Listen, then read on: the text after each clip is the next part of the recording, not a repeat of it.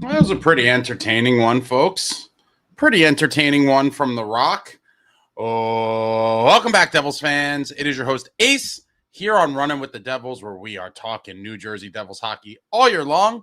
Please hit the subscribe button, smash the like, share with a friend. Thank you very much.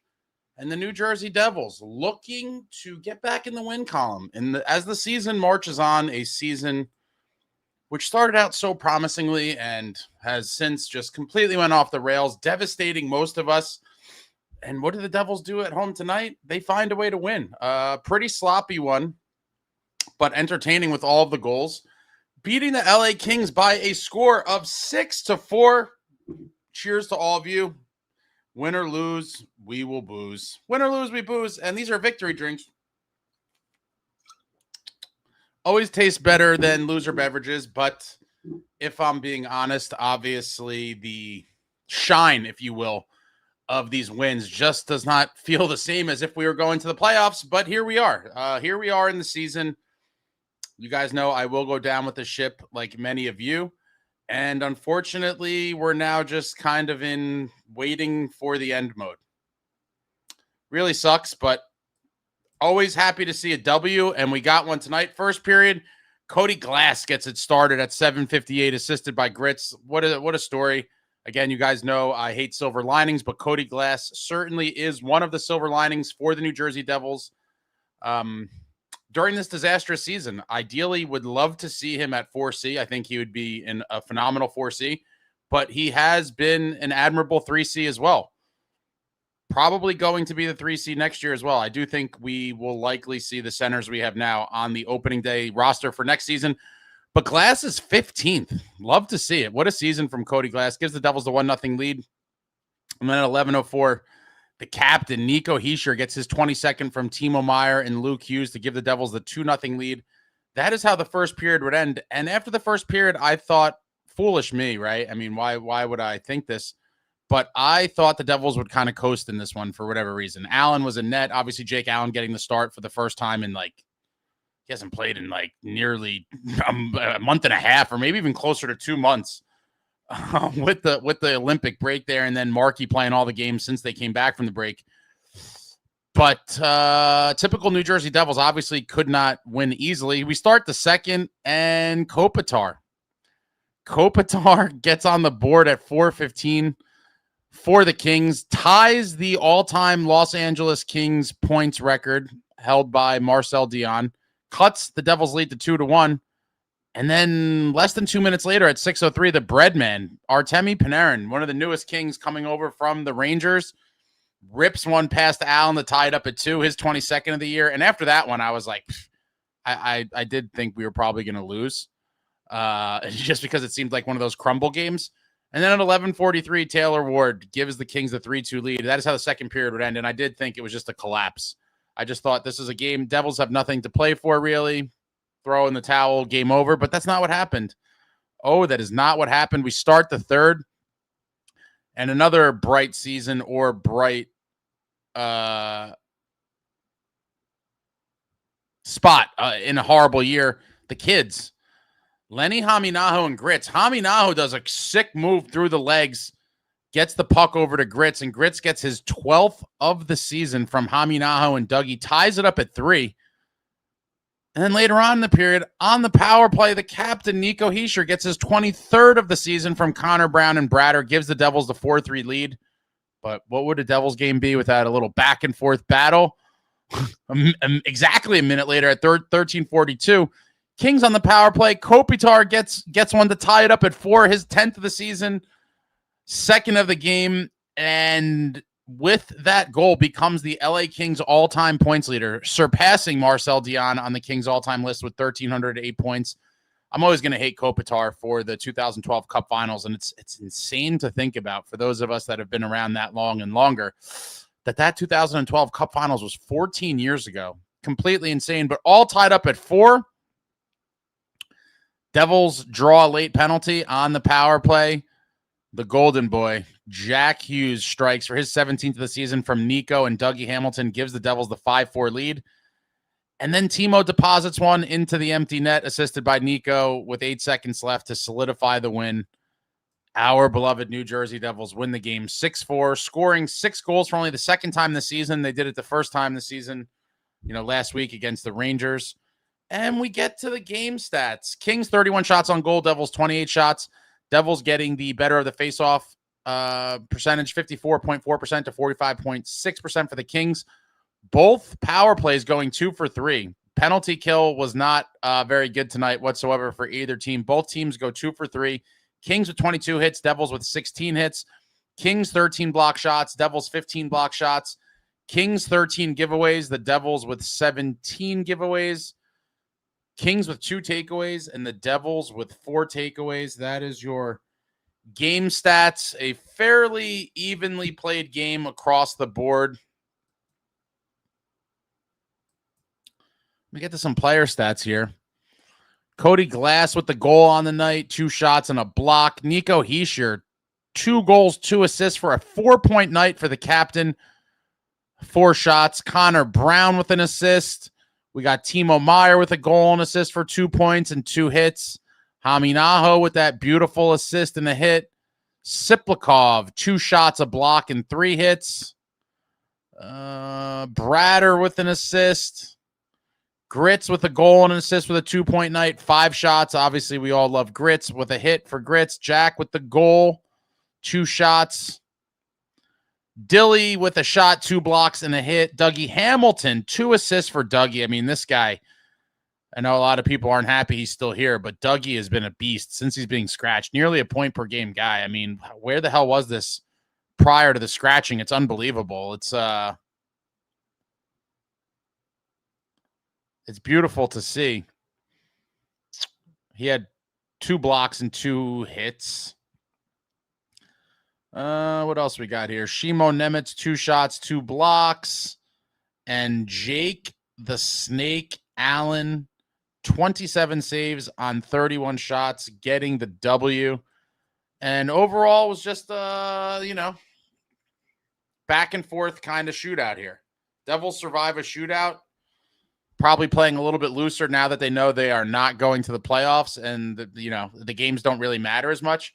Would have liked to see some of this offensive firepower, obviously, when the games did matter in, December and January, and I guess early February before the Olympic break. But here we are, guys. This is the rough part of the season. As you could see across the board, that many folks have just checked out on this team. And, for those that aren't complete sickos like all of you here and myself, I totally get it. People have a lot of choices, in terms of what to invest your time in, and watching a team that has been inconsistent all season, or I guess consistently inconsistent, it's a lot. You're watching a game, especially going to games too. But a lot of people have kind of vanished on us, and that's, they'll be back next year. Slightly more fair weather variety of the fans. But we go to the chat. I'll have to skip a lot here. But World's Worst Gamer. Anyway, nice for the kiddos and casuals to get their big goal-scoring Devils W. Yeah, Saturday night. Probably lots of kids in the crowd, as there typically are. Parents love the Saturday night games. And they saw a lot of goals from the studs. Exciting game to be at for sure, and it would be much more exciting if the Devils were going to the playoffs. But, it is what it is. Beachmaster says, I consider the Yager years the worst Devils team, even though Yager was great. Is this the worst Devils team ever? There was some worse years than the Yager years, but this is definitely not the worst Devils team ever. But in terms of expectations on the season and where we're at, I would say it's the most disappointing season ever for me, because this is the 3rd season in a row where the Devils were a top 4 to 6 preseason cup favorite by Vegas odds. And obviously that doesn't mean much, but it means enough that the betting public in Vegas thought the Devils were going to be a very good team. When you start off the season as a top 4 to 6 cup favorite, and then you miss the playoffs, it's absolutely tragic. It's an absolutely tragic situation to be in, but here we are. Michael says this is far from the worst Devils team. Completely agree. Beachmaster says with expectations considering, yeah. Compared to what it should have been, I agree. It's one of the more painful ones, and the most, I would say, underachieving, I guess. One of the biggest underachieving groups in Devils history. Tropical Flamingo, point is the league is very close, which is why it's so frustrating. We are stuck with Tom Fitzgerald to not help us at all because teams can go from playoffs to out and back very quickly. For sure. There's a bunch of teams that are going to make the playoffs this year that were not in the playoffs last year. And, you know, you can do that in this league. And especially if one player just kind of goes on a tear. I mean, just look at what, or you just find one, right? Look at what Schaefer has done for the Islanders organization. I mean, it's phenomenal to see.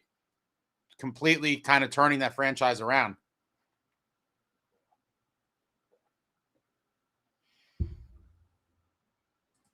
Jay Snow, they got absolutely dominated in that second. Yeah, it was pretty ugly.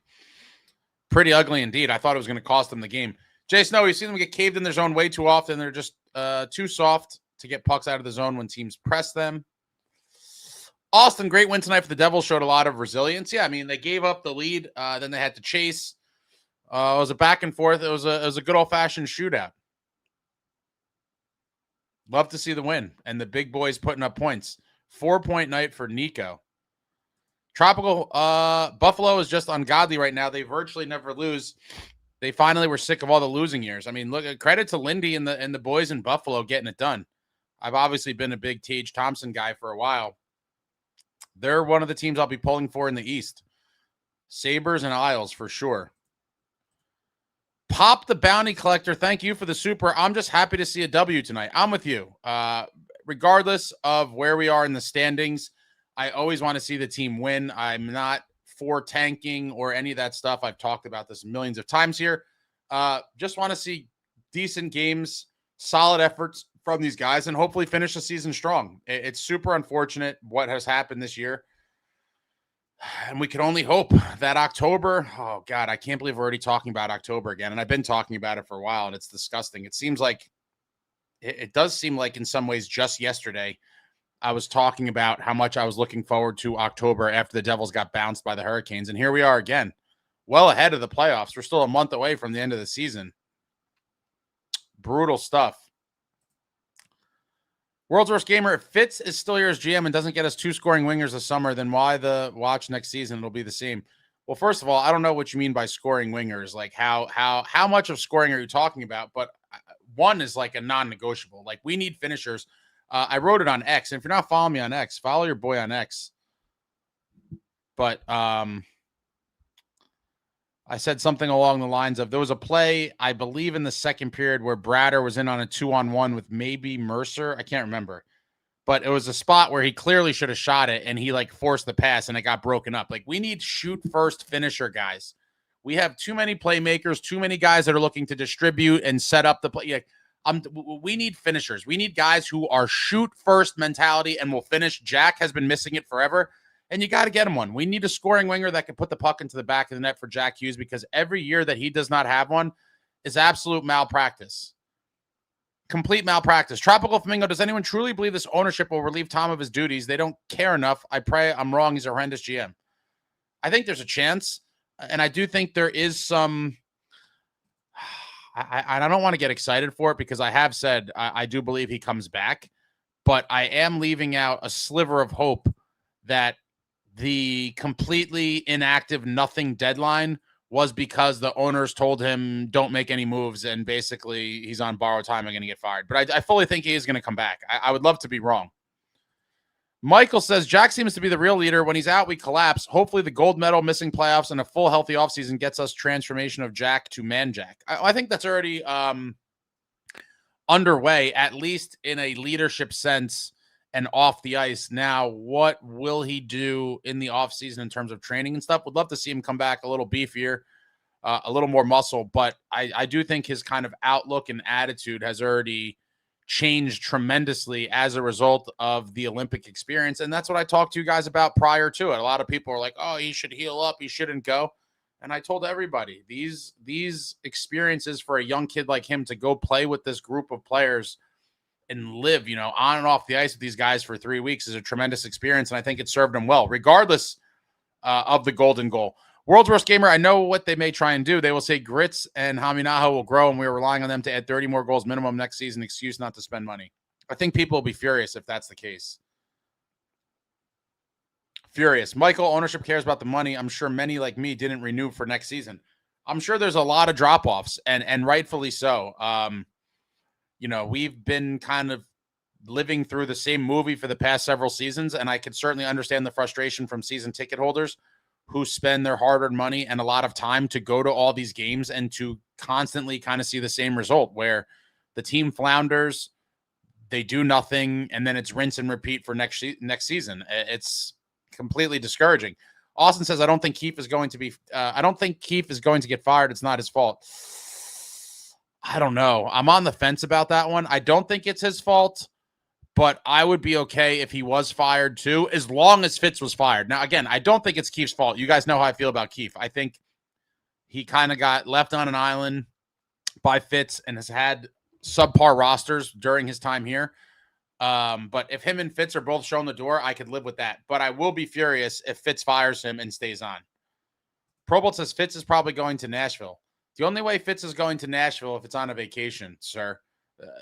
He will not be employed as an NHL general manager ever again after this, I promise you. He'll probably get a job in hockey, but it's certainly not going to be a GM. Austin says Fitz will definitely be fired. I don't think that's the case at all. Pro Bowl, I'll take either Shanahan or Sonny Meta as the new GM. A lot of people are high on Sonny Meta. I am a little squeamish on having a purely analytics guy as the GM, but I could live with it if there was a guy like Shanny or a Marty or somebody who was like the president of hockey ops above the GM. Then I think I could live with it. But either way, I will take virtually anyone on the planet other than what we have right now. Michael Shanahan didn't do great in Toronto. I'm good without him as GM. But what does that mean? Everybody, everyone always wants to get established winners, and that's a great philosophy. But there's always a time where these guys weren't winners until they won, right? So you can't always have established winners, and there's a first time for everything. I certainly would take a shot with Shanahan, either as the GM or the president of hockey ops. Austin says Martin Brodeur for new head coach of the Devils. That will never happen. Marty has zero interest in coaching. GM could be a different story. Tropical Flamingo, Tom Fitzgerald is booze-faced GM that is clueless. And after we lost 9-0 to the Isles, if we had solid ownership, he would have been relieved of duties or years of not using LTIR. He's our GM, unfortunately. A lot of people did think the morning after the 9-0 beatdown on the island was going to kind of be this awakening for the organization and people were going to get fired. And once it did not happen, I'm pretty sure that was a clear sign, at least for me, that it wasn't going to happen during the season. It seemed like, all right, if you're, keeping everybody on after a performance like that, then what exactly are you waiting for? And it seems like, if anything, it'd be the offseason, and it could very well be that we see everything just the same again next year. Austin says, Buffalo, Carolina, and Montreal are the teams to beat. Norman Rogers, I'll be there the 24th. Who are they playing the 24th? Let me pull up the schedule.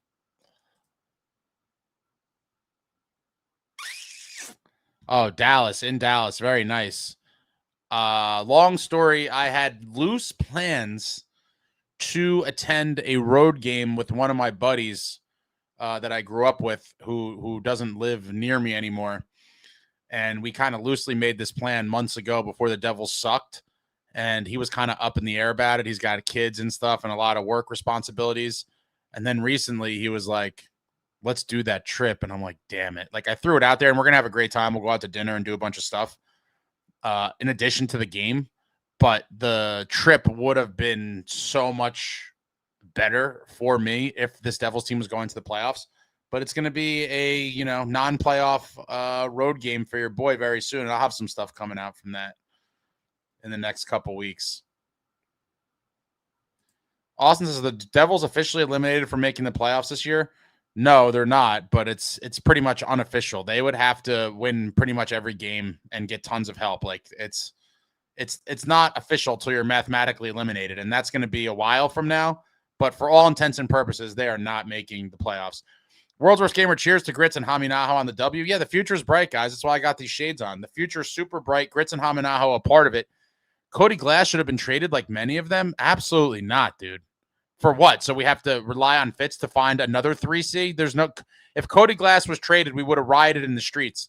Robert says, Glass, your brain is dead. Career high in goals. I mean, I'm with Robert. Zero chance trading Glass was going to end well. Jay Snow, every line Grits plays on, he makes better. Love Grits. And I do fully expect, again, assuming, and this is a big assumption, assuming we could get him re-signed in the summer without headache, I do think you're going to see a lot of 81 jerseys in the stands at the Rock over the next few years.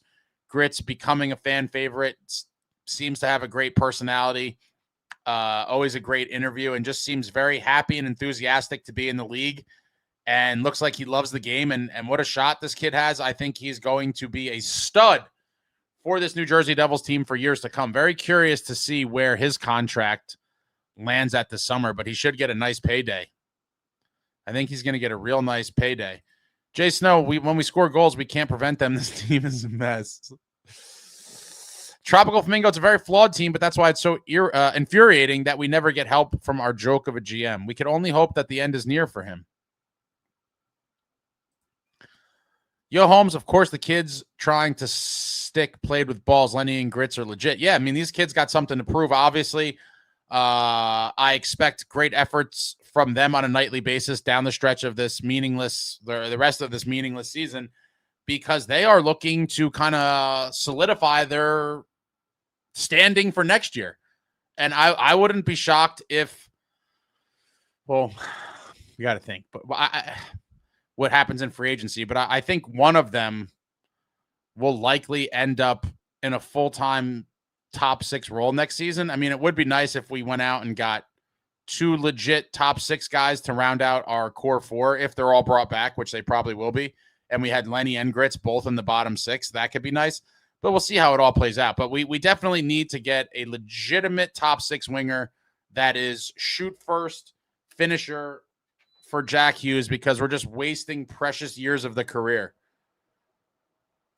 Yeah, Jason, I want to see Grits and Lenny in the top 6. I think there's a good chance. Timu Meyer, that interview with Rachel and Jack just now is beyond awkward. I did not see it. Was it after the Keefe interview? Jack did not want to be in that interview. Was it after the Keefe press conference? I did not see it.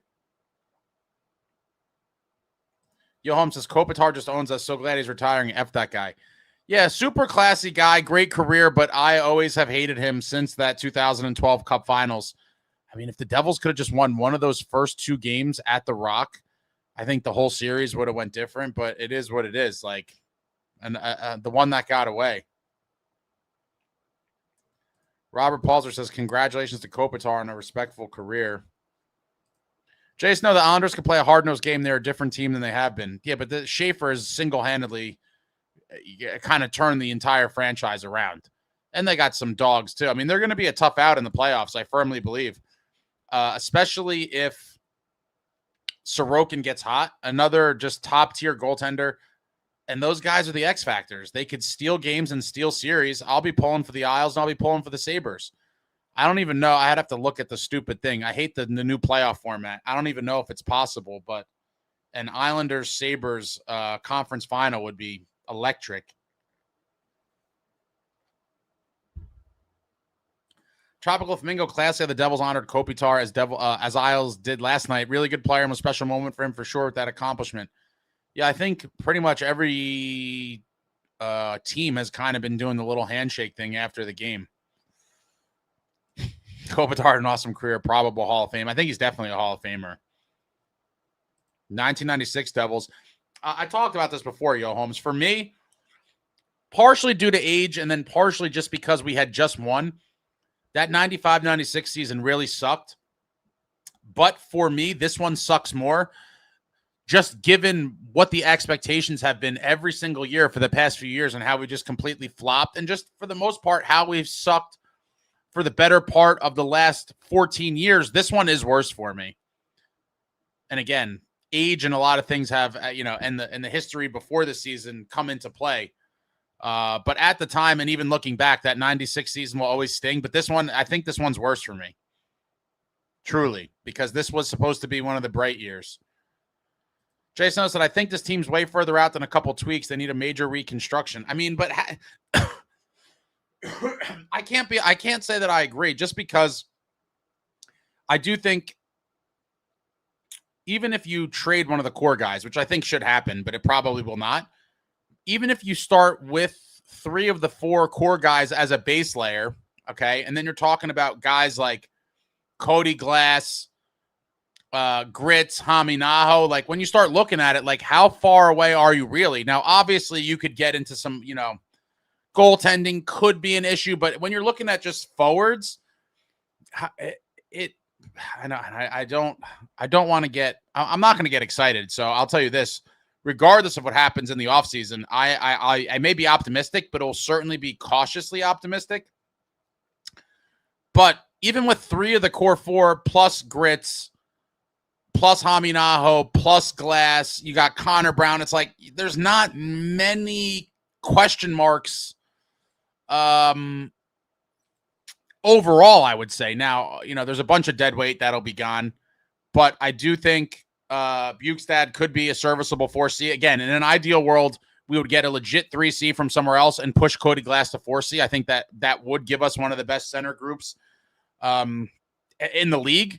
But even if we go into battle next year with what we have now, I think 1 or 2 bottom 6 additions, the right kinds of additions, and again, hopefully scritty guys. We definitely need more scrit, and a top 6 winger to a finisher for Jack would be nice. Metalander, bittersweet to see Kopitar break the Kings record. He's been a thorn in the Devils' ass since Game 1 of the Stanley Cup Finals in 2012. That's for sure.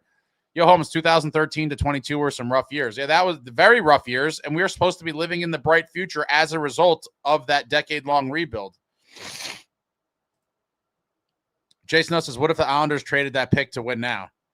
Totally different, man. Come on. Number one, Schaefer's a generational player. Like, as far as I know, I don't think any of these guys in the draft are going to be that level. And I don't think the Islanders, on paper, this Devils team has much more talent than the Islanders did prior to drafting Schaefer. I don't think that could be argued. And so totally different scenarios. And we're talking about now with the core we have here, or even anything remotely resembling the team we have now, the time to win is now. That's it. I mean, there's no more looking to the bright future and kicking the can down the road. We don't know what's happening with Nico. Timo's approaching 30. Bradder's approaching 30. Jack Hughes has been in the league for a while, still very young. But, I mean, at what point do you say it's time to push some of these chips in? Richard says, not even remotely close to the 96 Devils who lost to Ottawa last game of the season to miss the playoffs after winning the Cup. For me, Richie, just like I said before, because we had just won the Cup, it obviously stung a lot, but we had recent success to ease the pain a little bit, even though missing really sucks. But for me, after sucking, like I just said, most of the last 14 years and another season with big expectations to flop like this, and now that I'm getting older and looking back at all these years of futility that we lived through, this one hurts more for me in the moment for sure. Austin, that's a big question for Ace to answer. Will Keefe get fired with knowing the Devils won't make the playoffs this year? Who would be Keefe's replacement if he does get fired? I have been on the record wholeheartedly all season long saying I do not blame Keefe for this. Now, again, I'm not saying he's completely blameless and guilt-free entirely. Could he play a small part in this? Sure. But I blame Fitz, number one. And at some point, you have to look at the players. I've said it time and time again. We've seen them get stoned on breakaways, miss open nets, fail to convert on quality chances. Like, that's not a coaching issue. That's a players not being able to finish issue.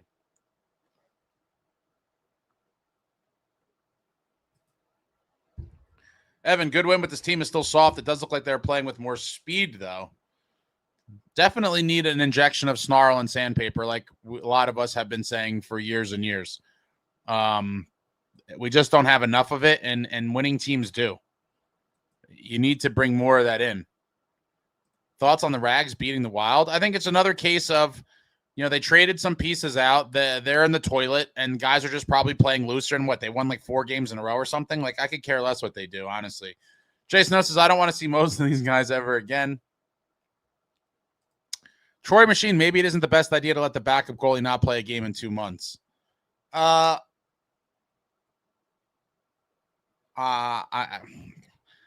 These types of things I can't even get mad about anymore. Like I've said, I'm in like the numb phase where these games essentially don't mean anything. So like, I don't even really care.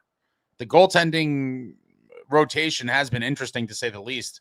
Markey was never allowed to play back-to-backs, and then he played 2 different sets of back-to-backs you know, in the past couple weeks, was it 6 or 7 straight starts, and then they gave Allen a start? I mean, I think it was more experimenting, honestly, because we're out of the playoffs.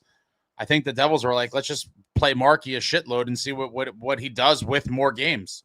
Jason said we need size badly. Completely agree. Yo, Holmes, Lindy got fired, so Fitz could have someone to blame. What a disgrace our GM is. He was kind of scapegoated.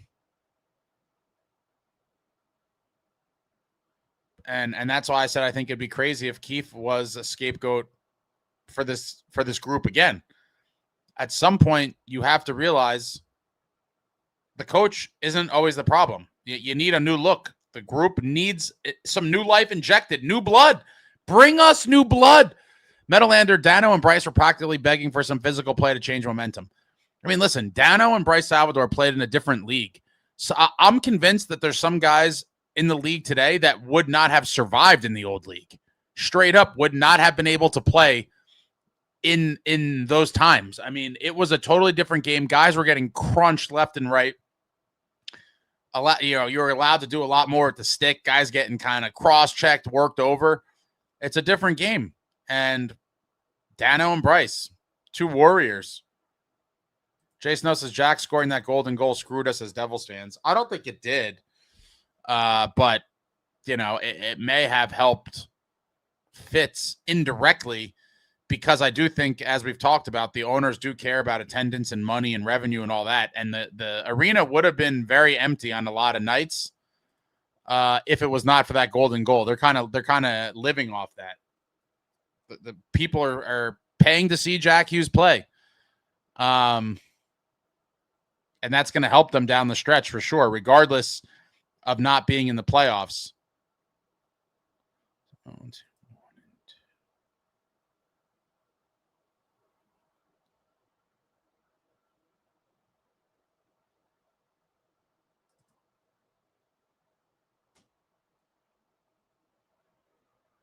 Our record after the Olympics, I think, is 5-4. SST got put in timeout again because he's just incessantly talking smack and just can't help himself. I'm sure he'll resurface at some point. World's worst gamer. We are behind Columbus and filthy. It is just unreal. Yeah, I mean, for the like I said, the last game. If someone told me not only would we miss the playoffs this year, but we would basically be out of it, firmly out of it, with a month plus to go in the season, I would have said you're completely insane. You're completely insane. But here we are. He's in a padded room. Richie, no worries. I was there and it sucked. I was bummed, and there was when the Rags beat us in 94, and I knew that heartache would carry them for a run in 95. We know the result. Wait, Richie, were you at Game 7 of the 1994 Eastern Conference Finals? Yo, Holmes, Chico on the radio has been saying the past few games, you know, Maddie, this is a checking league. Really?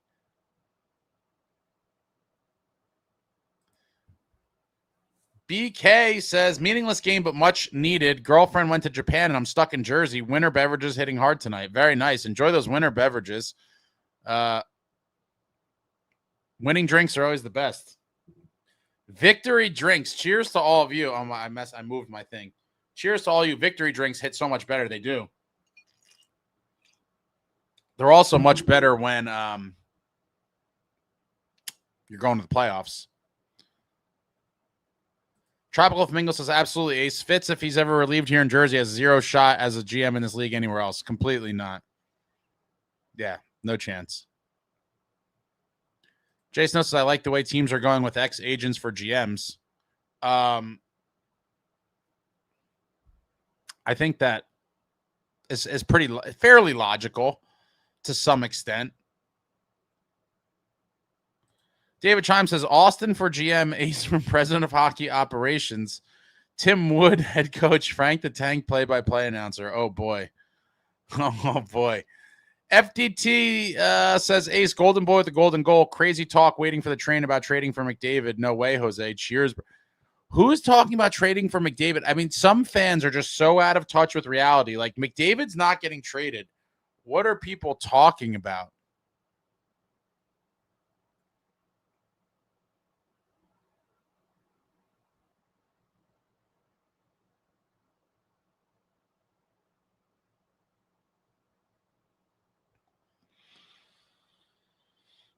Magi says he's already got a Grits jersey signed too. He's the man. Very nice. Look at you early on the Grits jersey train. As soon as I start offering them pre-made, I'm sure there's going to be tons of them around the arena. Jay, so let's bring up LeChance and Legary or Xavier Perrant, Edwards. Yeah. I want to see some of these kids play too.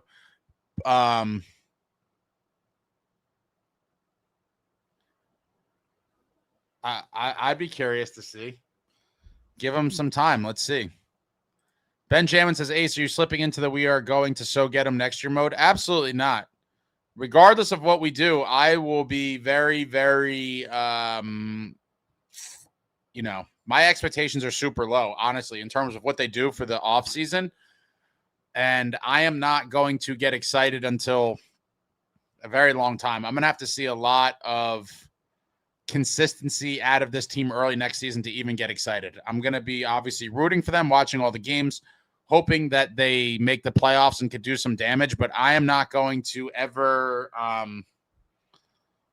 allow myself to get hyped up like I have in previous years, because it just leads to even further heartbreak. Timu says, when Rachel tried to compare Grits and Lenny to him and Brad, he outright told her, I don't agree with that. Oh, man, I want to see this now.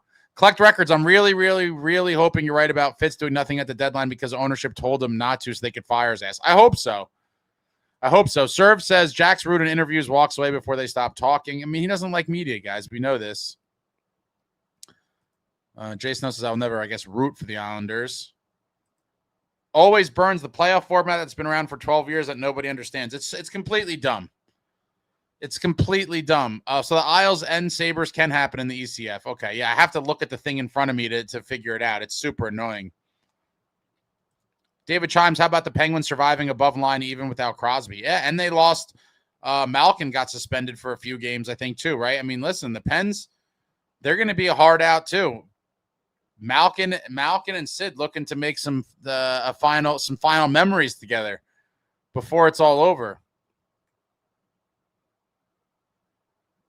Samuel says the look on Nico's face for the on-over interview said a lot. He looked like he's had enough. I mean, Nico's tired of losing, man.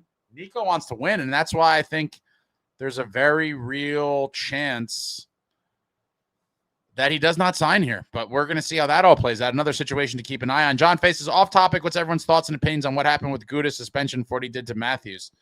Yeah, he got 5 games. Matthews is out for the year. It's a tough one. That's a tough one. I don't think you can necessarily give suspensions out based on the outcome of something. So it's tough. I see both sides of it. Super unfortunate play.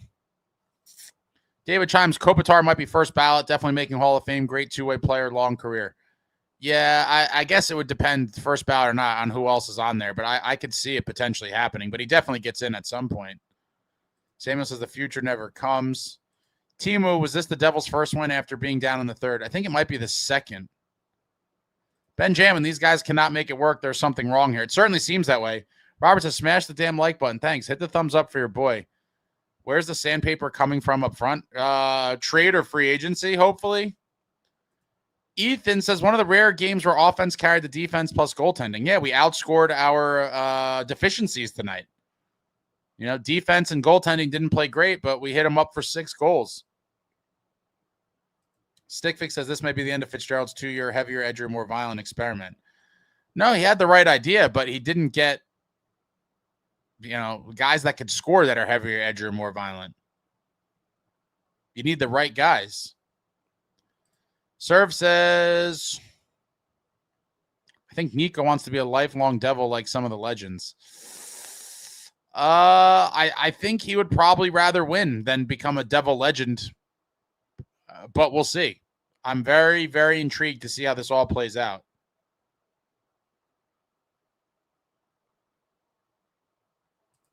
Samuel Ace, we were all singing the same song every year. We need a 3C. We need more grit. We need a new 4th line. Own a top 6 winger, please. I will settle for a new GM.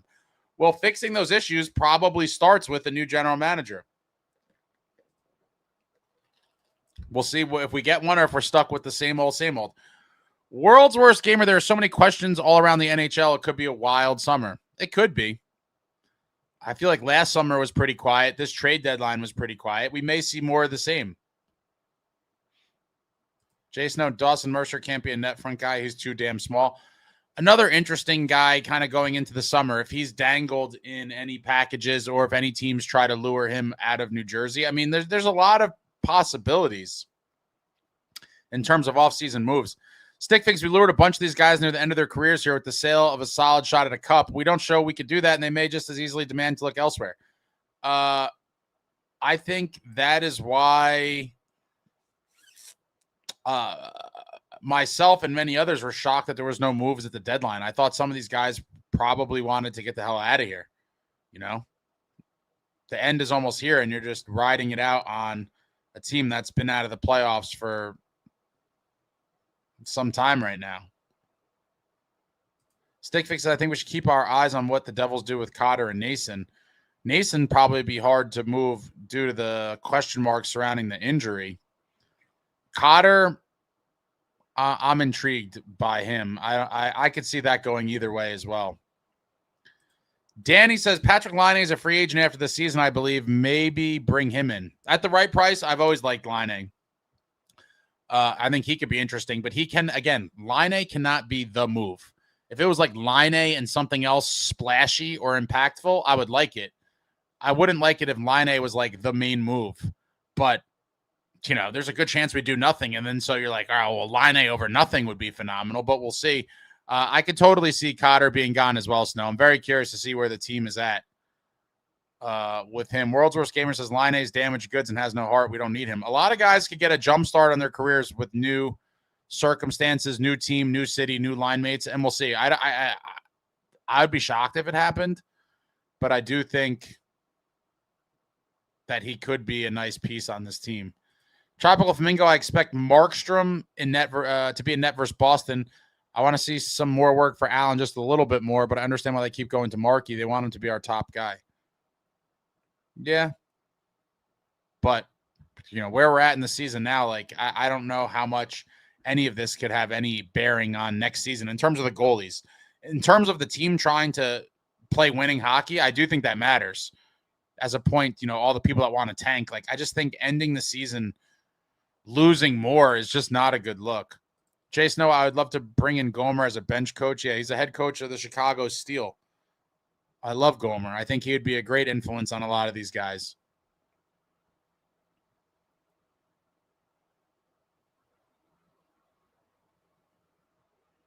Jason says, since the Olympics, Ace like those Coronas. I just bought the big, you know, the case or whatever. So yeah, I definitely want to be back in Italy. That is for sure. That I do. It's been severely depressing to be back, and I knew it was going to be. Worse weather, worse food, a worse hockey team. I'll look back on the Milano trip and Team USA as peak civilization, peak life. It was unbelievable. Always Burns says McDavid getting traded. He's definitely not getting traded. Snow, you missed it. I had the seltzers not too long ago. World's Worst Gamer says give Jason Robertson his $12 million. I'd have to believe that the Stars believe they're going to be able to resign him, but who knows? I definitely think he will probably sign for more than $12 million, but we will see how that all plays out. Obviously, that would be a nice addition to the Devils. Some offense. Richie, I was at the 94 Eastern Conference Finals. I took so much shit from my other 6 friends who are all Rags fans. Wow, I just sat there for about 2 minutes with my head down and manned up and congratulated them. What a game to be at. Total history. Stickfix says the contract they got McDavid, it's easier to try and steal the Declaration of Independence. No, he's not going anywhere. I'm very curious to see what happens with him, though, if he does decide to stay in Edmonton long-term or if he wants to go somewhere. Faye says, maybe stop drinking the seltzers. No, I didn't. I still have them. Tropical Ace, did you have an issue with Radko Gudis hit on Matthews? It's been mixed reaction, but sad to see it happen. I think it was a little cheap. And obviously, when you look at the end result, it's not good. If that had happened before the Olympics, it would have been absolutely brutal.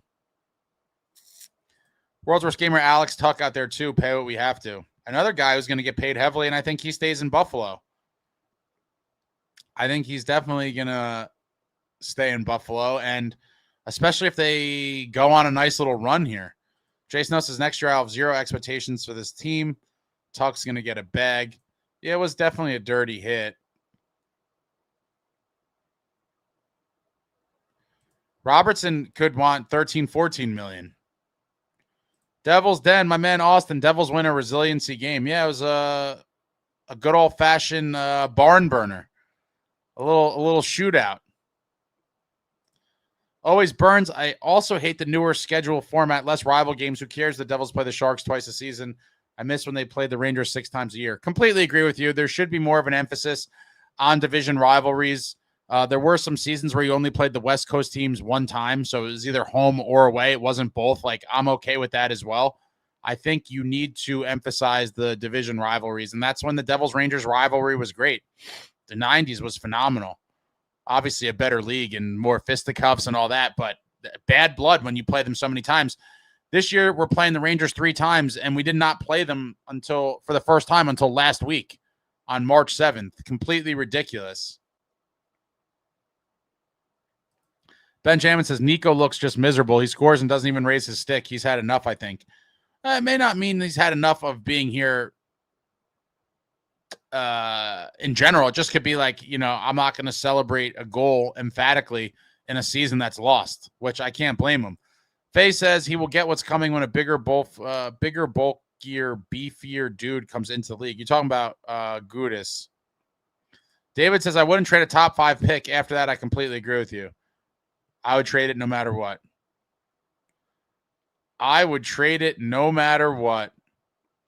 George Shannon says, good team effort tonight. We know the team has chemistry issues. It appeared to me that Nico and Jack have issues. After the go-ahead goal, they looked away from each other in clinch. It's interesting. It's an interesting one. I'd have to rewatch that. I did not notice that.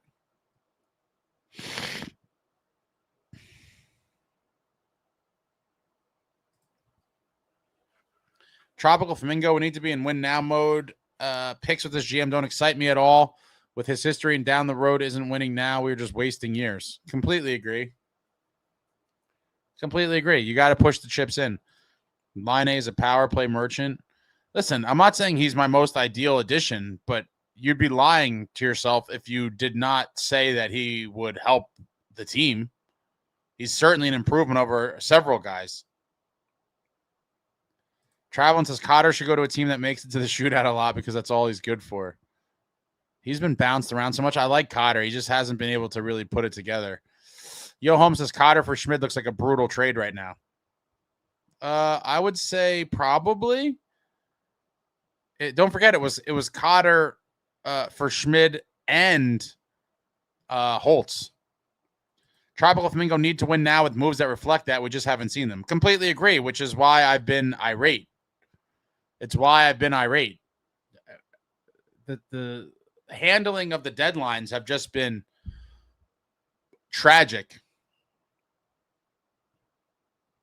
Jason said Gomer's coaching the goalie we took after Yegorov. I can't think of his name. That would be Viti Luhivara. I believe he's Finnish, of Finland. Another big boy in net. Tropical Flamingo, Italy is stunning, but French Alps 2030 is something to look forward to down the line. Yeah, hopefully I will be there. That is my plan. My new life goal is to go to as many Winter Olympics that the NHL is participating in at as many as possible for the rest of my life. Unreal experience. Danny, who would you think it would take to get who would you think this wouldn't be a trade scenario? Jason Robertson is unrestricted free agent, I believe. And people are speculating that we could maybe sign him in the offseason. It wouldn't require the Devils trading for him. You wouldn't be losing players. Yeah, he's unrestricted. I just had to double check that. So it wouldn't be players. It's just throwing the most money at him and him wanting to come to your team. Samuel, the worst would be if Sleepy is still here and tries trading off our better players for draft picks. I'm just too damn old to start over with these shitty players we would get with Fitz doing the picks. Draft picks are of no interest to me whatsoever. None. I couldn't be less interested in draft picks. Win now pieces. Stickfix got to respect guys in that final race for glory. Unfortunately, the Fitz Devils is not an organization I'd see doing that. If anything, it'd be more of a demand than a release. Yeah, I mean, if I'm one of these guys trying to chase a cup, I'm saying get me the hell out of here. Tropical Flamingo format has to go back to 1 versus 8. This new format, nobody I know likes it, or nobody likes it better. It doesn't make sense in any way, the current playoff format. Yeah, I mean, I don't understand it whatsoever. People are saying that, I've heard different theories and things, but in the end, if the overwhelming majority of hockey fans do not like it and have been pretty vocal on that, I think the league should listen to them. I mean, nobody likes this format at all. It's terrible. Stickfix says Croners are the best mass-produced beer and a great loser beverage choice for losses both after games and in life. I got it as a victory drink tonight. George Shannon, the Devils team was heavier, edgier, more violent briefly, but the team did not add the people that can change the culture, so they always revert to a country club. They were very heavier, edgier, more violent last October, November, December. In October, November, December of 2024, they were beasting, led the league in fighting majors once upon a time.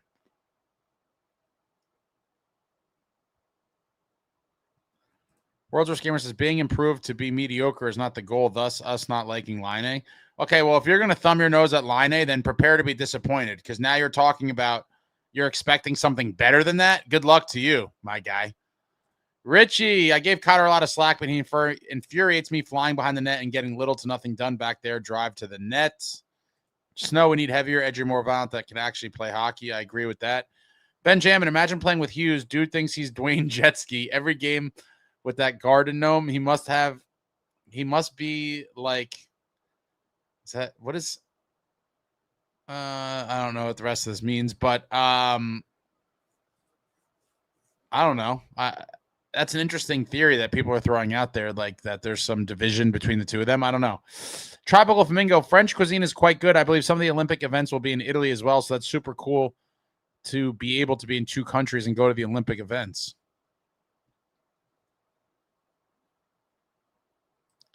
Jay Snow, I actually think Bukestad could be a good 4th liner with the right line mates. I think so too, but who are they going to be? Are they going to be guys that are already here? Are we going to see the revamp the bottom 6 project 4.0 this summer, like we have pretty much every summer for the past few years?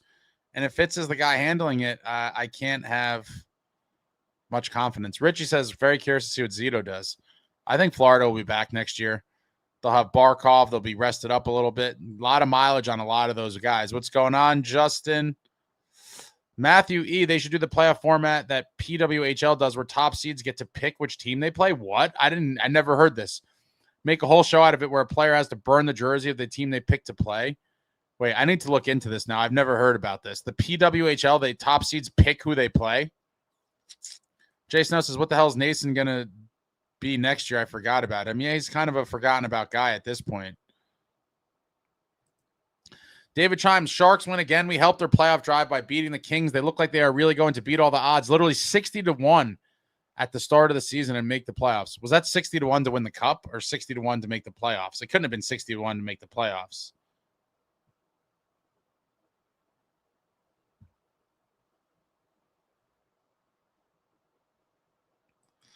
Devil's Den. I had a friend of mine who watches my videos come over the other day and brought over a bottle of 40% Absolute Vodka and said, this is for watching the Devils. I'm sorry. That's hilarious, Austin. You need some sort of medicine, if you will. Some sort of medication to watch this team. Tropical. It's only been 54 minutes, guys. Snow's going to roast me when I start wrapping this up in a little bit. Tropical Flamingo, rest of this year, just want to see us go on a heater for a stretch because winning is so much better. Tanking is ridiculous and losing breeds bad habits and loss of confidence. Dirty Devil Vodka best. I agree with that. You just want to get into the right habits, play your best, and try to win and just have some sort of good feeling going into next season. I know a lot of people, tank. After how bad this season is, it would be nice to finish it on kind of a high note. Jason said, is Nico jealous Jack gets pop stars? I don't think so. I don't think so. I think Nico just wants to win. I have a whole lot of kind of thoughts as to why there could be some division, but I'm not going to speculate publicly. RME, Jack and Nico had a great connection on the go-ahead goal and collided together. Why are people making dumb shit up? Yeah, I really have to go watch the video.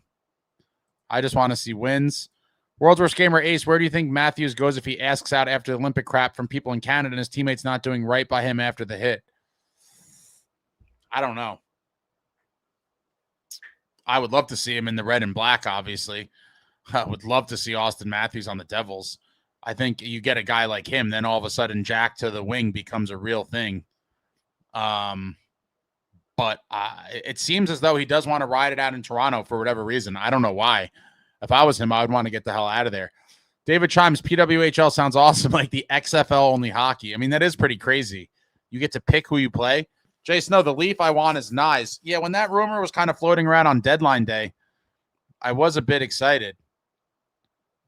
I was very excited that there could be some legs to that. I do like his game. He's definitely a scritty guy. Depending on what the price was, obviously, I wouldn't want to trade like the world for him. I think some packages I saw were totally insane, but I would have given up a good amount for him. I think he has like 6 or 7 years left on his deal, like a $7.1 million cap hit.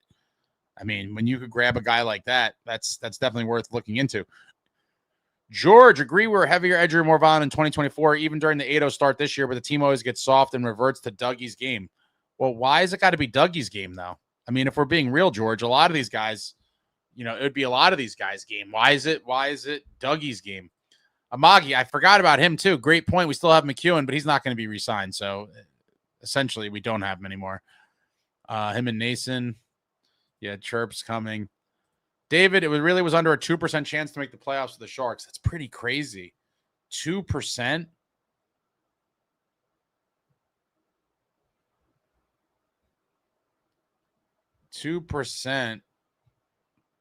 John Fay, if there's nothing else to talk about, then what's the I don't know what's going on here.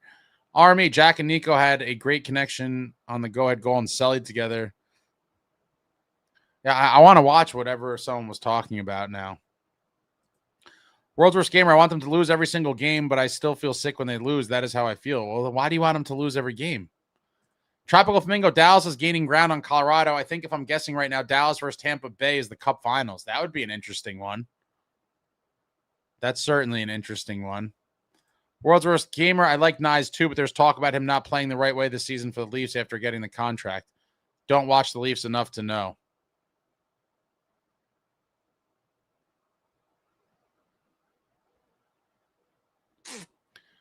George, I think Nico knows everyone is fully committed to team and giving all and has some animosity.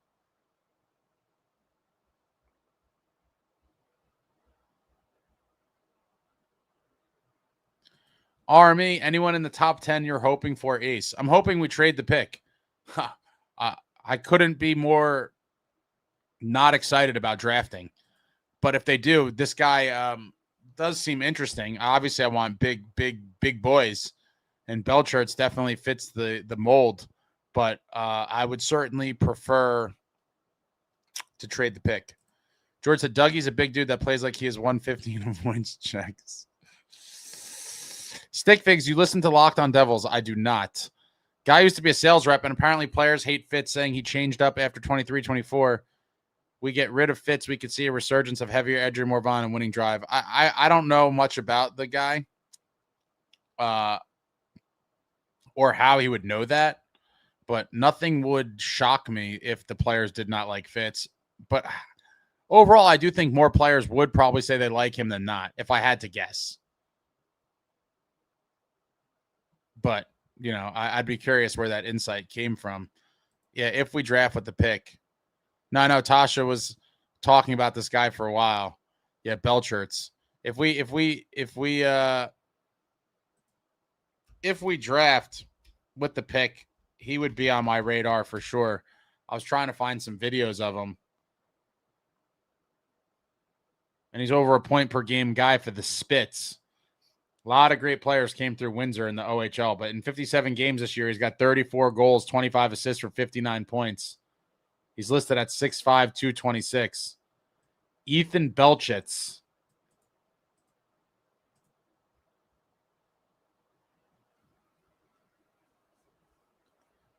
He's out for a year? Wait, what? That could change things. Oh, my God. He got a broken clavicle? Dude, that's terrible. I'm just seeing this now.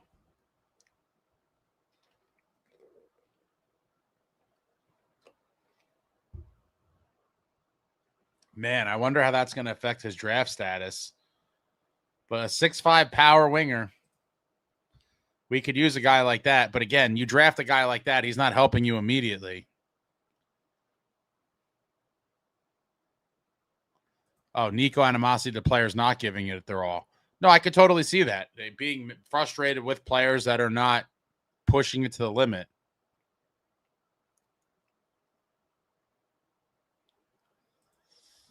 Doug says Jack is going to finish the season with the most points on the team with 22 less games played.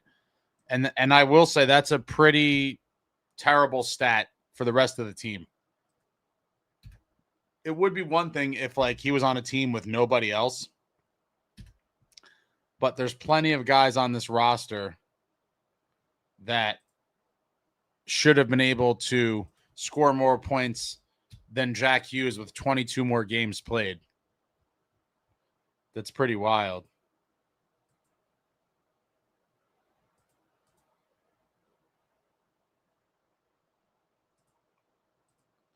I'm just trying to find the stats. He's 2 behind Nico. Well, I guess he was leading Nico before tonight. Nico had a 4-piece, and Bradder's got 51. It is possible he finishes with the most. That is pretty crazy, all things considered.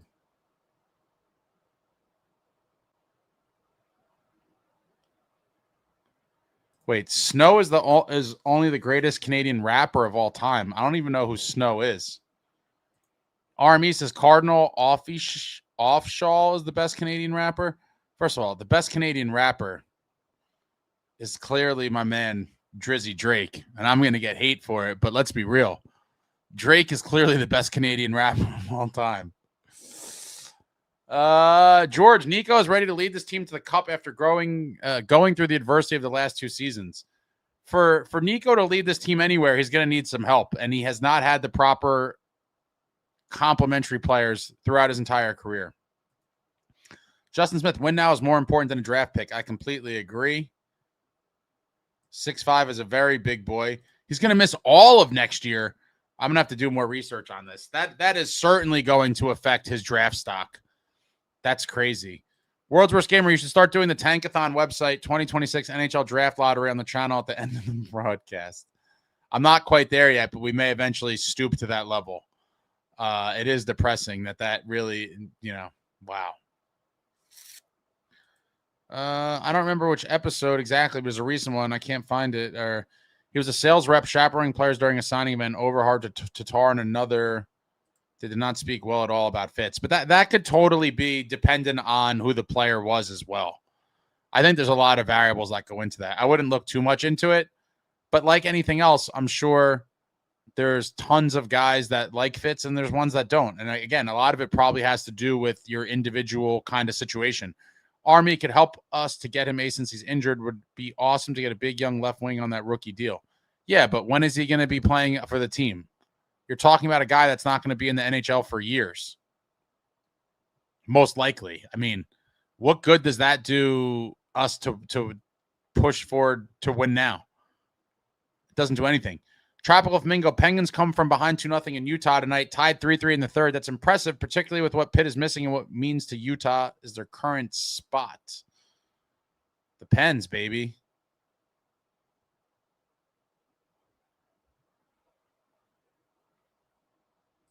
Richie says, whoever we get in the draft should be used as a bargaining chip. We can't wait for guys to develop. That's giving people too much credit, Richie. I can't count on them to draft somebody and then trade that. Just trade the damn pick. Doug says, you look at last season when Jack went down, Brat, Nico, and Timo really stepped up, but this season everyone gave up. They just fell off a cliff. They fell off a cliff. Jay Snow says this really might be the year that Brady gets moved. Oh, my God.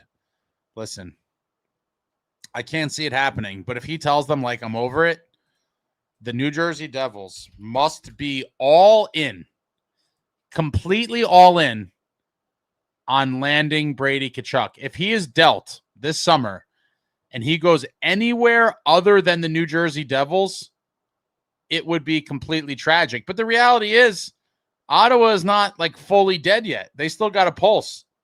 They are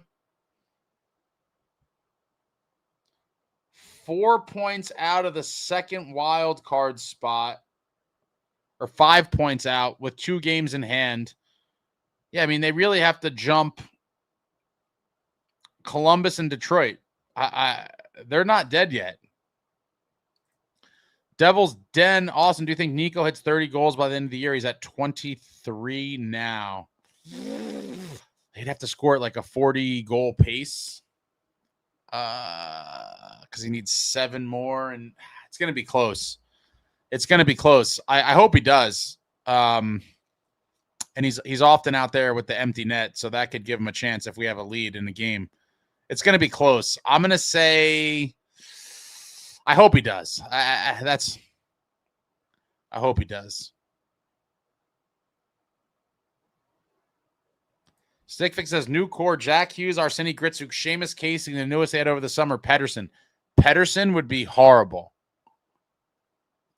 Horrible. I have no interest in Pedersen. Stickfix friends, we were 3-0 against Canada in the last 30 days, hoping Paralympic sled hockey can make it 4-0. I was talking to my buddy about this earlier. Obviously, men's and women's Olympic team winning gold. The baseball team beat them in the World Baseball Classic last night, and now tomorrow morning is the Paralympic gold medal hockey game featuring USA versus Canada. We could continue the domination. Devils Den says, I really hope he gets to 30. Despite it being a shit year, it would still be great for him. Yeah, but I just can't even care about any of this stuff anymore. Benjamin says, if he's out that long, it's way more than a clavicle. Very common motocross injury, and it's not the biggest deal. Yeah, I'll look more into this later. I just scanned an article real quick, and it said he was definitely gone for a while. Doug, you got to think this is the offseason where a big move is made, and I mean so many jobs are on the line, or at least should be. They should be, but I'm not convinced they will be.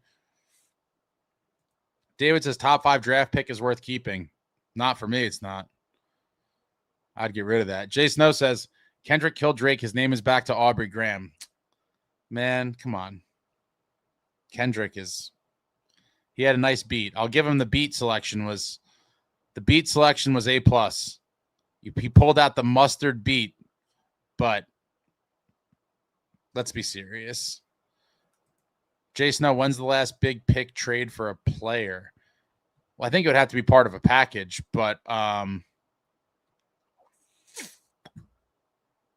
don't know. I'm trying to think. Are you talking about Devils or league-wide? Army, Belchitz might not need much time in the minors with our dumb GM and shit deals. We need players on cheap contracts. Yeah, it's always nice to have guys contributing at the NHL level on entry-level deals.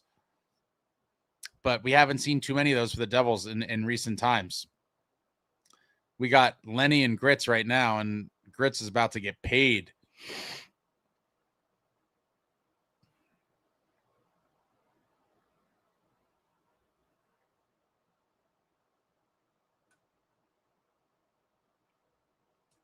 Benjamin says, Sen's doing better than us, tell you that much. Yeah, it's not saying much at all.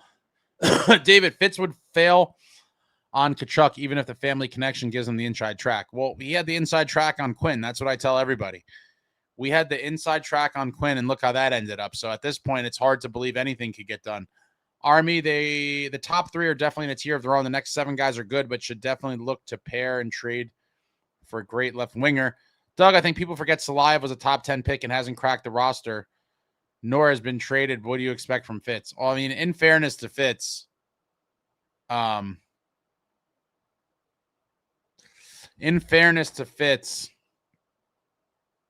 guy's been in the KHL, and he's super young. So, Doug, that's completely unfair to be like, oh, he hasn't cracked the roster.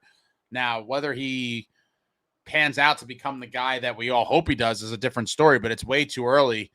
And I think he'll probably be in Utica next season, and we'll see what he does.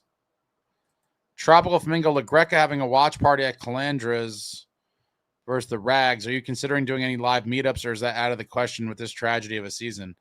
I had people email about it. I just think because of where the season's at, like, I don't know. I wouldn't even, it probably is out of the question. Everyone that emailed, you will be the first people to get notified when this becomes a thing. At some point it will, but I just don't, I don't think in my right mind,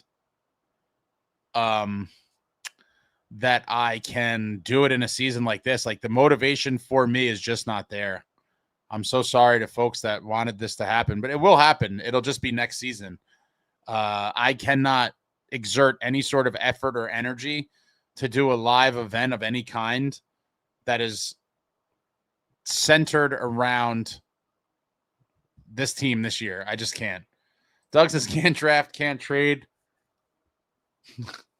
If we go on an 18-game heater in Buffalo, Isles, and the Bruins, planes all crash red, and you guys are sick. Devil's Den. Watching Timo Meier finish the season with under 40 points is going to hit harder than a fentanyl hit from a used crack pipe.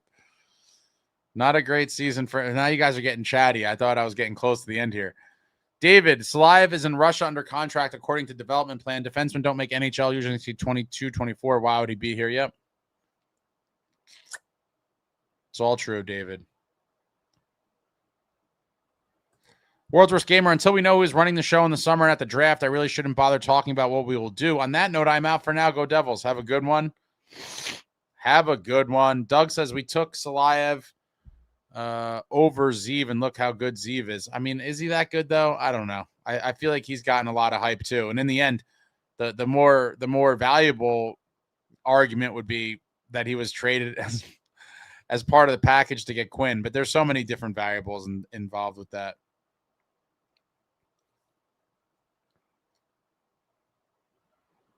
Yo, Holmes, shed a tear when John Carlson was traded. The whale that got away. Jersey boy John Lou totally whiffed on by taking Matthias. I totally sucked Ted and B instead.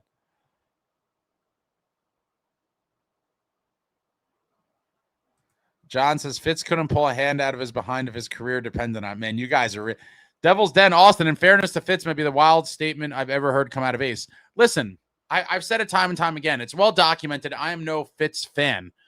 With that being said, I try to be as fair as possible to everyone, players, coaches, whoever it is. I try to be fair. And I do think just because so many people are down on Fitz, and I get why, I believe it's totally justified, but then people start throwing things out there as points against him that I don't think are valid. And so, unfortunately, in my pursuit of being fair, I will have to point that out. And so when people talk about certain things, like I'm trying to think of an example of one that comes up a lot with Fitz. Like, what was one that people used to be like, oh, the Toffoli thing, like, oh, trading Sharon Govich for Toffoli was terrible. Like, obviously, I think people probably walk back that attack now if they could as well. But when Sharon Govich was playing well in Calgary, people were attacking Fitz for that. And I was like, listen, he made a win now move. Trading for Toffoli was a win now move. I think it's unfair to use hindsight and try to attack him. And there's just been other things as well that I think people have went after Fitz for that was kind of bogus. And I think talking about Salayev way too early as like a potential, bust or something, that's, if you attack Fitz for that, I'm going to defend the guy. As much as I criticize him for the things that I think he should be criticized for. Army, I still have hope Salayev is going to turn into a Zadorov with better skating. That'd be great. Big body that could smash. But, he'll probably be in the AHL for a couple years. Samuel says Fitz thinks the core is too good to trade. He also thinks the moon is green. Jeez. He does seem to be obsessed with the core. I don't think he trades any of them. George, Fitz also the inside track on Johnny Gaudreau. He never signs them. First move is to move Fitz. I'll be honest, I think Johnny Gaudreau would have been kind of another guy that would be similar to the players we have now in terms of just like he was a dog for his size, but we need beefy guys with some real anger. Salive hasn't played in the league yet. Let's wait a couple years before we call that a bad decision. Maria, what's going on? In fairness to Fitz should never be a statement, period. Man, everyone is so down on Fitz. Everybody is so down on Fitz. But like I said, I have to be fair. If you attack him for something that's like bogus, like Salayev at this juncture, it's bogus. Fitz in fairness. Oh, man, you guys have felt bad for Jack. Fitz had to be in Italy. Tedenby and Josephson, the beasts. I'm mostly screwing with you, Ace, mostly. No, I get it, man. Doug says Fitz is the one cousin at the function everyone doesn't like. Yeah, terrible was not replacing Toffoli. That was horrible. We had a top 6 winger that fit that kind of sniper-ish mold. We dealt him at the deadline and never replaced him and believed that the answers were in the room. They weren't. They weren't.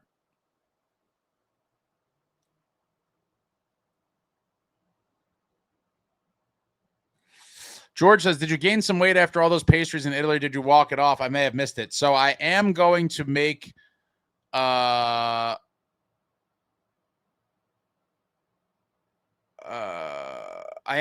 wrap-up video announcing the winners. So I will, spoiler alert, I did gain weight. I'm going to make the video soon where I go over the weight gain, the steps, and announce the winners. There'll be 2 separate winners. The step count closest and the weight closest. And then I think a lot of people are interested in the kind of the economics of going behind the Olympics. That might have to be a separate video. Haven't gotten around to it, but they will be coming soon.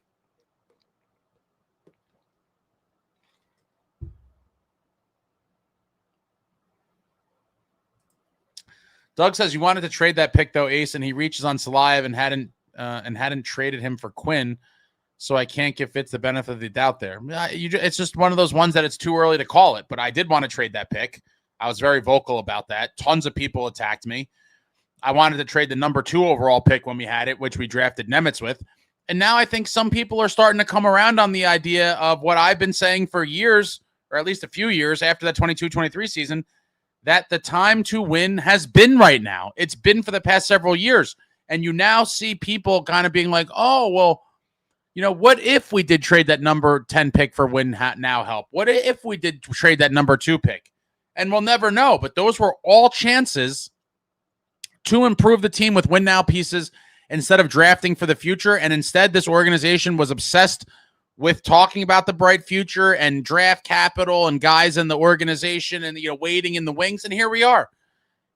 Nothing but regression since that 22-23 season. Yo, Holmes says, imagine trading anyone else for Timu but Zetterlund. Disease, the exact type of player this team needs. Dakota said, I'm surprised Ace made it back to Jersey considering Fitz was on that flight. What does that mean, though? Doug, we traded Zetterlund to keep Holtz. I don't know. I don't think that was necessarily the case. I think we just wanted Timo. And San Jose wanted Zetterlund.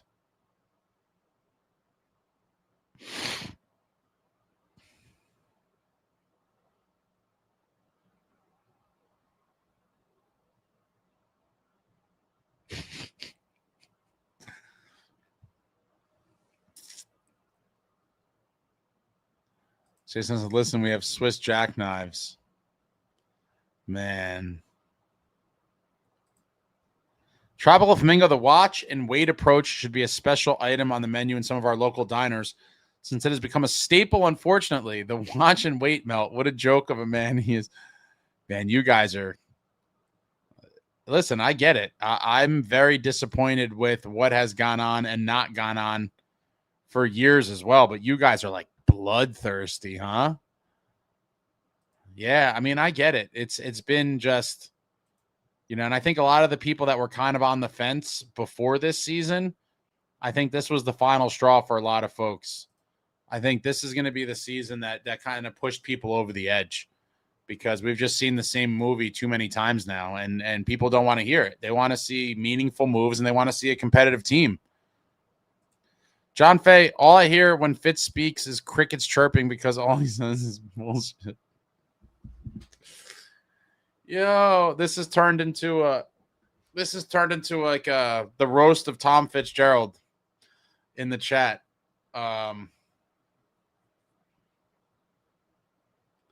What is Depp scoring? I asked my team, what is Depp scoring? Doug said, I wonder if he found out. Are you talking about the standings? If someone notified him of the standings, where we are, where we're at?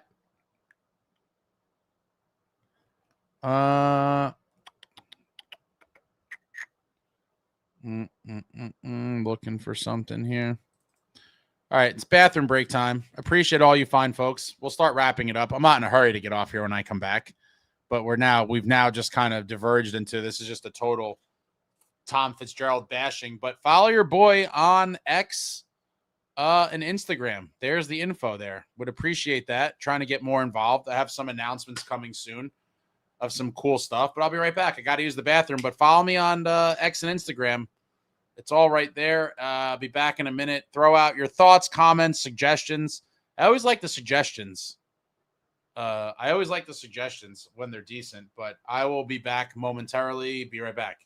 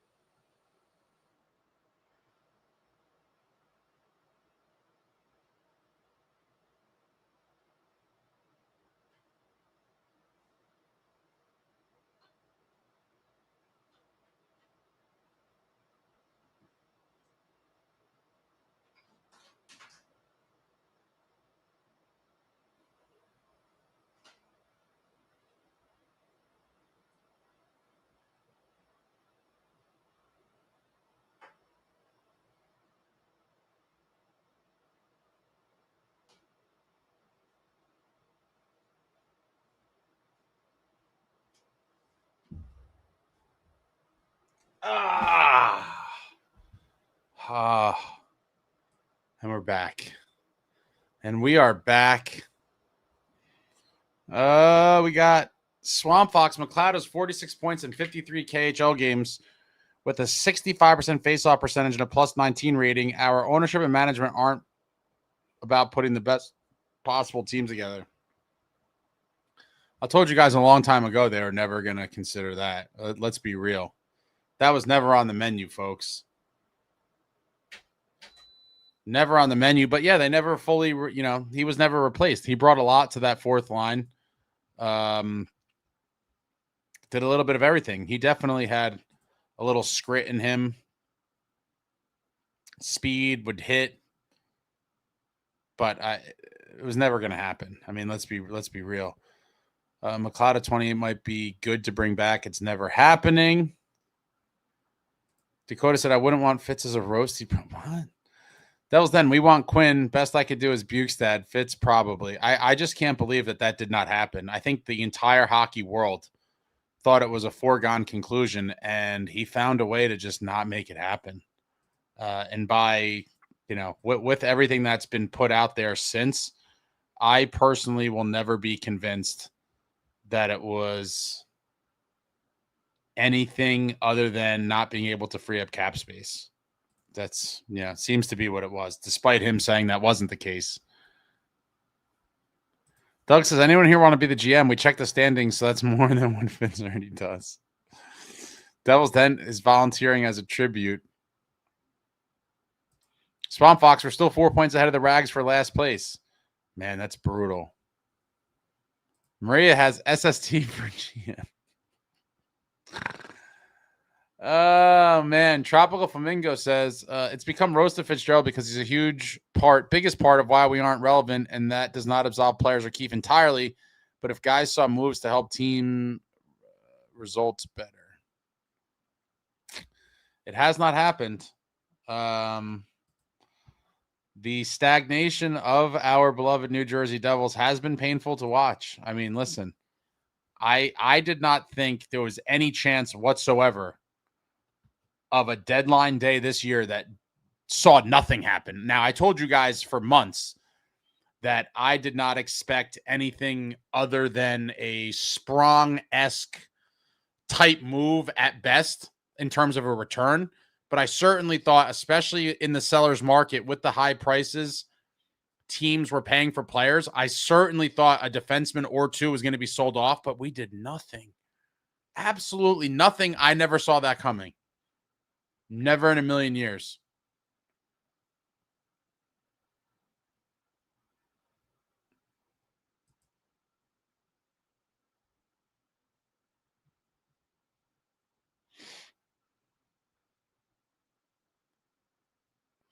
Car Canes is up, Carson. Congrats on the win. Are you trolling? Playoff push incoming? No, man. It's over.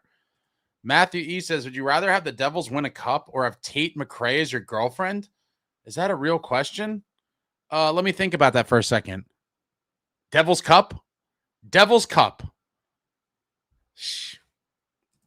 Benjamin Tortorella was commenting on that Ducks hit, and I dropped a hint asking him to come save us in Jersey. Sadly, no reply as of yet. Swamp Fox McLeod's killing it in the KHL. Harris, Fitz, etc. are not about putting the best players on this team. Well, I mean, I think there's plenty of cases or plenty of examples to use that would support that other than the McLeod thing. I mean, that's just another piece of the evidence, but you know, not making any moves on deadlines is pretty damning. Only 12 points out with the game in hand. Come on, man. Yeah. Cup. Justin Smith says they need to shut Pesci down for the year. It could happen.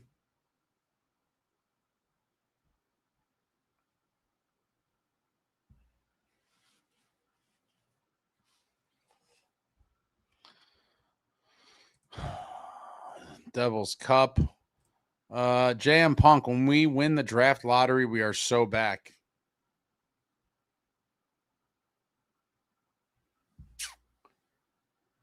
They just need to trade the picks for win now pieces. That's just bottom line, is the time to win is now.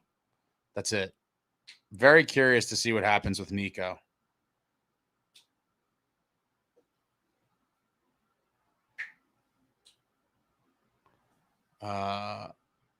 Will have a ripple effect, I believe.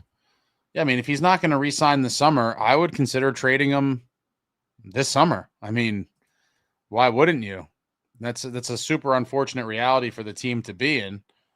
But if he is not going to re-sign, I could also see him being like on the fence about it and just kind of being like, it's not a definite no, but it's not a definite yes either, and kind of wanting to see how the season plays out before deciding. But that's, you know, a very risky kind of move for the team to just roll with that. There's no easy answer with the Nico situation. It would suck to lose him. George Sands says Fitz is afraid to make a mistake and will always lose. GMs that want to win. Yeah, you gotta make some ballsy moves. Look at Billy Guerin in Minnesota. Now, whether it works out for him or not remains to be seen, but he's trying to win. You gotta push some of the chips in the middle and go for it. You're not gonna just win by accident. It seems like maybe that's what Fitz is waiting for. Just trying to luck himself, everything just falls into place and you win on pure luck. Like, that's not gonna happen. You got to make some tough decisions. It doesn't seem like he's been able to do that thus far.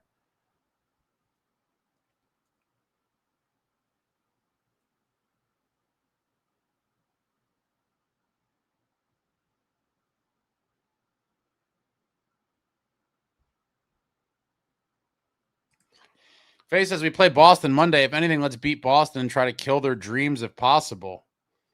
I mean, it wouldn't, even if we beat them, it doesn't kill their dreams because they're still in the spot. It could come down to the last day of the season for them. Swamp Fox McLeod has never been replaced by anyone close to his level. No, but guys like that don't grow on trees, which is why it was such a massive loss. Because it's not easy to just go out and find a guy that does all the things that he did. If it was that easy, then it wouldn't have been that big of a loss. Benjamin, we are so boned another year. This is becoming nearly a Leafs situation. Imagine that. There are some eerie similarities for sure. George Sand says, if Nico does not resign, we are definitely in full rebuild. I don't know about that.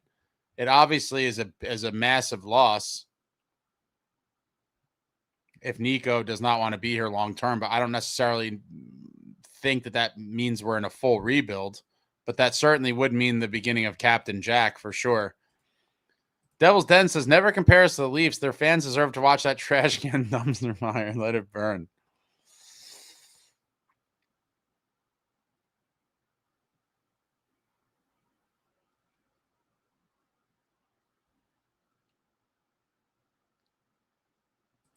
Swamp Fox Kovacevic looks a lot slower after the injury. On a good note, Luke has looked a lot better since returning from his last injury.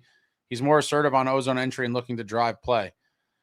Hopefully he takes that next step forward next year. I mean, it just sucks to be talking about next year, and there's still a month left in this season. I mean, wow. It's pretty painful. Doing these lives has become painful too. I appreciate all of you for coming out still. Like I knew was going to happen. Lots of people have just checked out and they're like, well, I'm done with this team till next year. And I get it. It's a painful, season to process. Justin said, Ace, are you filling out a bracket for March Madness? Probably not. I'm just so soured on, I mean, all I really follow hardcore is hockey, obviously. And I'm just so down on,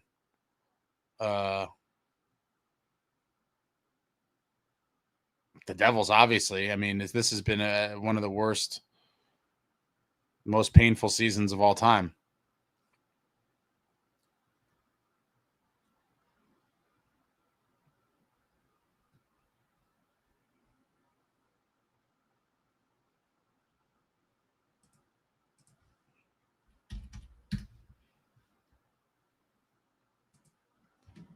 I'm trying to find something.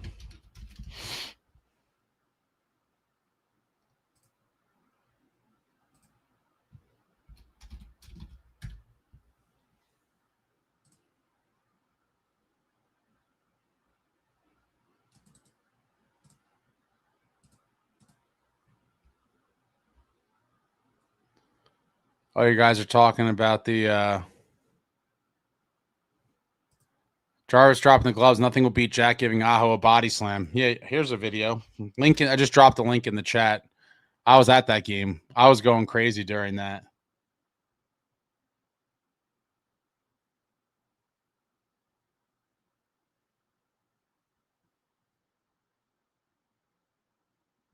Yeah, it was a fun one. I just dropped a link in the chat that I put up during that playoff run. So sad that we haven't matched that season yet. Since we got Aho, Sharman, Soft. Carson doesn't remember the body slam. Check out the link. I just dropped it in the chat. The in-arena cam. Yeah, there was definitely a slam. It was more of a slam than a fight, honestly. I think calling it a fight is a stretch, but it was definitely a slam.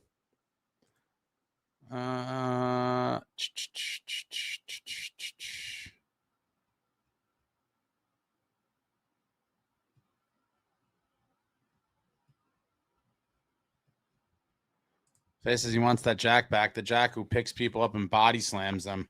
I don't know how often you're going to see that from Jack Hughes, but it certainly was great in the moment. I was fired up in the arena. That was quite the game. That was quite the game. That was like peak oh, the series is 2-1 now. Maybe we have a chance. But then we started Vanacek in game 4 for I don't know why. And that was it. That game 4 was everything. If we had tied it up 2-2, could have been a different series. But Vanacek started that game and he was terrible. Man, I remember being at game 4 and just being furious. Game 3 was exciting. I was there and then I was at game 4. Brutal.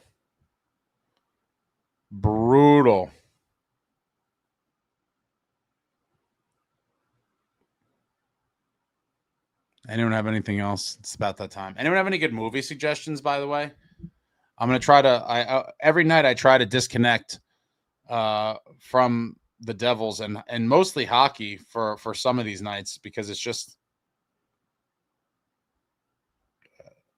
I need to just get to the summer and just enjoy summer things and not focus on this team that has broken our hearts.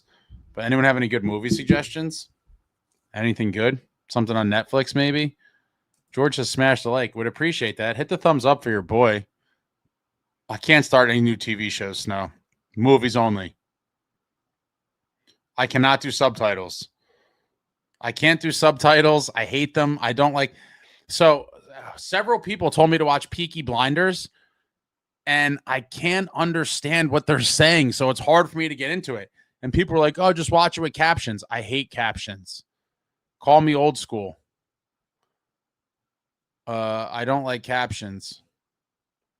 Doug says we need to move on from Hamilton. Don't be surprised if he's back. I would not be shocked if Nemo's traded and Dougie is back. I was planning on watching Miracle. I kind of want to watch something I haven't seen yet.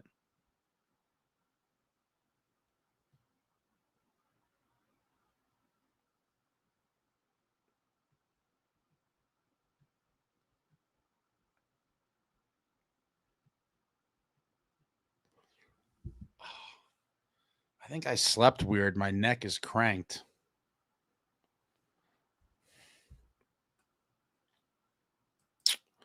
There's a new horror film that just came out called Undertone. It's incredible. One of the best horror films I've watched. I'm not usually a big horror guy.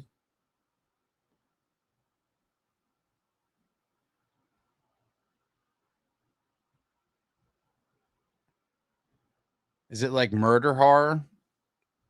We have murders. Oh, man.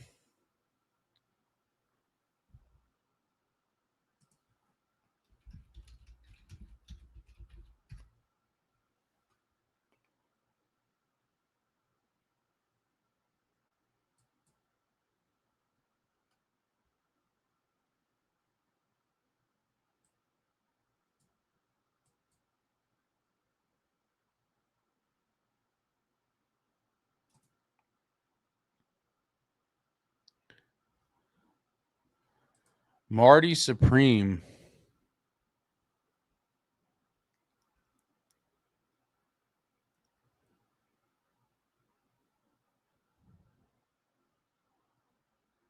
What is that on?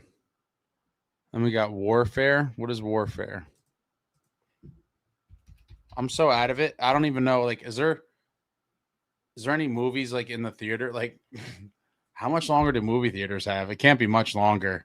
The movie theaters are on their last legs. I didn't see Shoresy yet.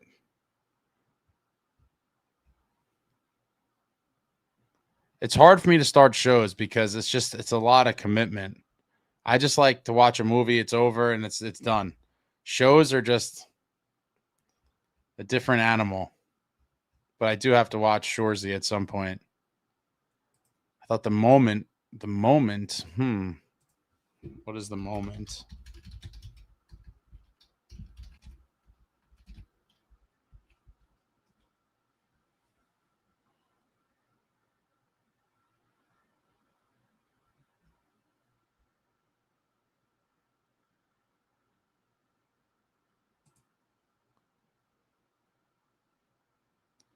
It's not murder horror. It's a slow burn supernatural film.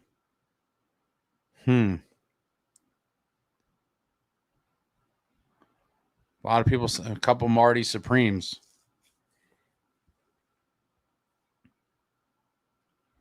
Marty Supreme, huh? If I could find it, that might be the pick. All right, folks. I wish Nico got that Hattie, by the way. He almost had it on the empty net. The pass was just a little bit away from him. But the New Jersey Devils pulled it out tonight. Pulled it out. Beating, my mind just went blank, the Los Angeles Kings by a score of 6-4. And the season rolls on, folks. The season rolls on. Back in action Monday night, hosting the Bruins to close out. Is that the last game of it? Yeah, to close out the homestand before going across the river to take on the Rangers. They win a wild one tonight, 6-4, inching towards the offseason, and it's going to be a long one, but appreciate everyone for coming out. And that's it, guys. I'll be back Monday. Thank you all for watching. I love you all. Like, comment, subscribe, and all that jazz. Until next time, friends, let's go.